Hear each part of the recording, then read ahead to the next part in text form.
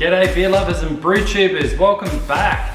Wasn't 2020 quite the year?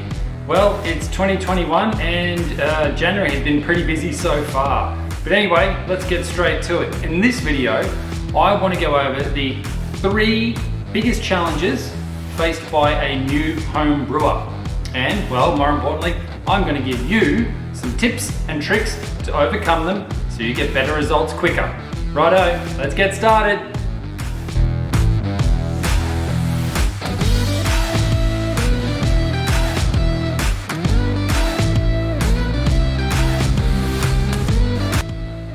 G'day and welcome. I hope that you are just doing fantastic today.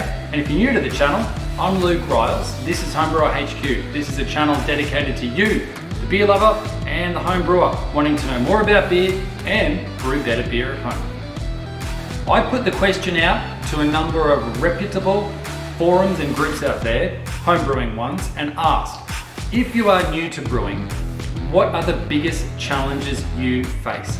And I got a ton of answers. So what I'm going to do in this video is distill them down to the top 3.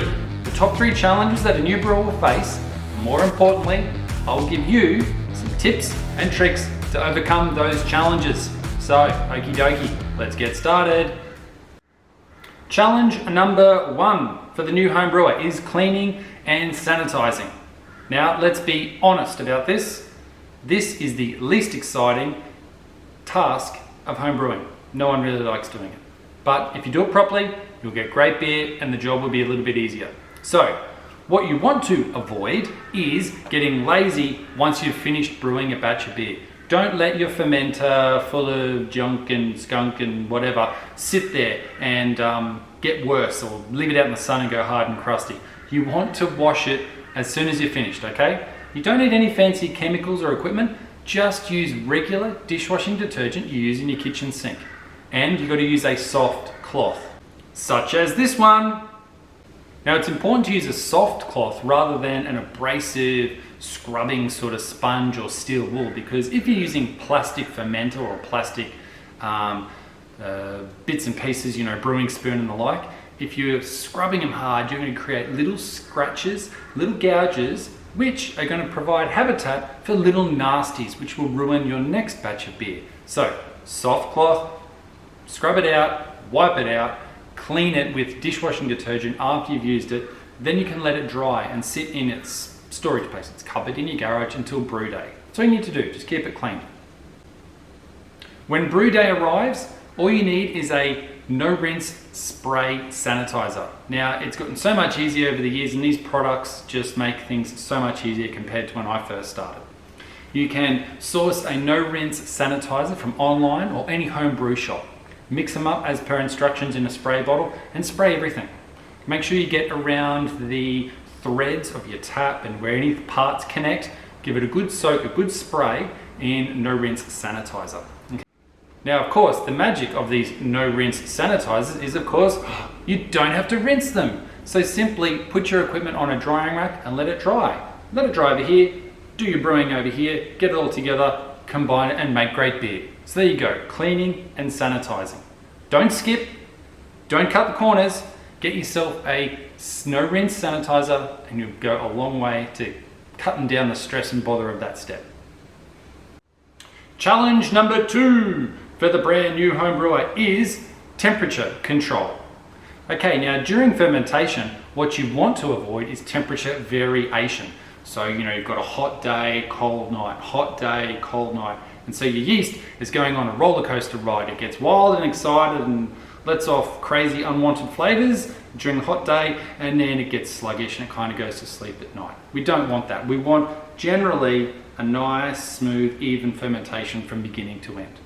So what you should do, what you really need to look for, is the most consistent temperature place in your house.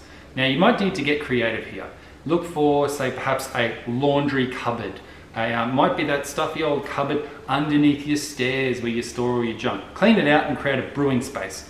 And I would suggest, if you live on a single-story house and you've got a concrete slab house, make sure the fermenter is sitting on the ground in contact with the concrete slab. That's the coolest part of your house. Put it somewhere where the sun don't shine. You know what I mean by that. But keep it nice and cool, and you want to flatten out those fluctuations from hot and cold between day and night. That will help you. Another challenge you might face for temperature control is that you want to brew a true lager. You want things down nice and cool at 12 degrees during fermentation. Sadly, the only way to truly achieve that is to invest in a dedicated fermentation fridge with a temperature control gadget, which you can either wire in or plug into your fridge. There's more about that out there online, but I'm sure you may have heard or will be aware of this. Now, if you don't want to invest in another fridge, and I understand that, it's another expense, what you can do is modify your method to adapt to the temperature of your house or the area where you ferment. Now, you want to make a lager? What you can go ahead now and do is make a faux lager, or a steam ale as they call it. Basically, create a lager, and except at the point when you're going to put the yeast in, put an ale yeast in it. That's right, it can ferment at warmer temperatures. You don't need that temperature control, the cool, cold temperatures. You can let it operate at a warmer temperature, at ale temps, right? And what you've created there is a steam ale. So if you can find one out there in your local bottle shop, try a steam ale. What you're drinking there is an aled lager. Does that make sense? You know what I mean. It's a lager fermented with ale yeast. Another little tip you can try here is a particular variety of yeast. What I want to suggest is Kvike yeast. No, I didn't swear or sneeze at you then. I said Kvike yeast. Now, someone out there might correct me on my pronunciation, but that's how it's spelled, Kvike. What this little bad boy does, it operates at 35 degrees Celsius. That's that many numbers in Fahrenheit. That's high, isn't it? So this yeast loves to operate in warm environment, and the magic is it will be done, fermentation will be complete in about 3 days. That's right, 3 days. It has a hot, wild party, gets the job done, and it's clean, and it's tasty, and it doesn't leave behind off flavors. So if you can't modify your temperature to control it, modify your method. Use yeasts that operate better in the temperature range of your room, bedroom, garage, wherever you ferment.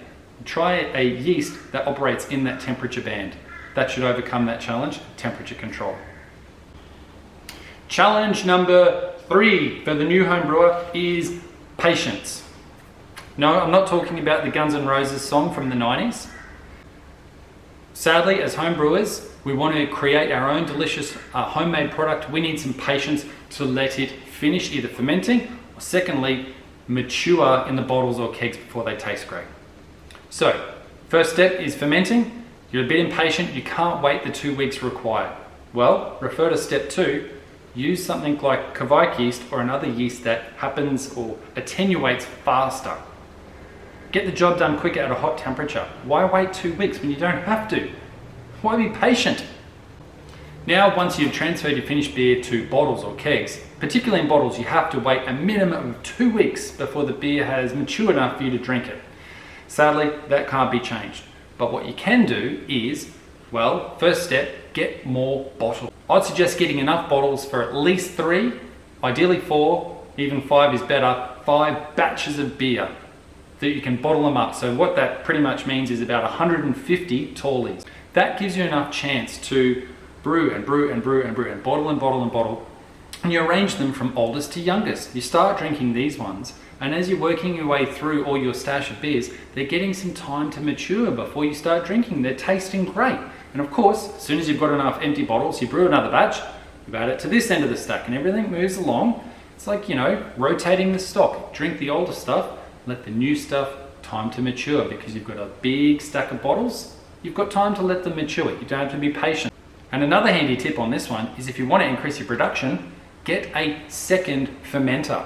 2 fermenters will, let me think about it, double your production.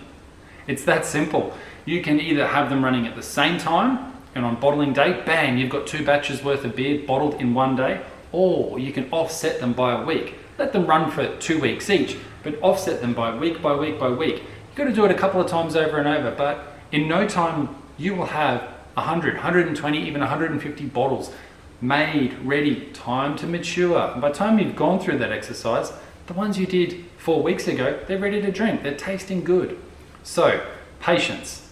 You can overcome patience by slightly modifying your methods. Try a different yeast that ferments faster during fermentation. Get yourself more bottles so you can get a bigger stockpile. You don't have to wait for them to get ready. Or secondly, get a second fermenter. Increase production. Okie dokie, I hope you've got some value out of that. That's the top 3 challenges that homebrewers face, and they are my tips and tricks to overcome those challenges. As I've mentioned in previous videos, I've got a ton of YouTube videos coming up. They've been shot late last year, and of course, as everyone would have experienced, COVID put the brakes on just about anything and everything. So they're coming soon, and here's a little time lapse that was taken of myself and a champion of a bloke, Lee, who did all the video editing for me. He's done a fantastic job, and here's a little shot of us doing the hard work, getting it all done. Hope you enjoyed today's video and you got a lot of value. Okay, until next time, thanks very much. Cheers, bye now.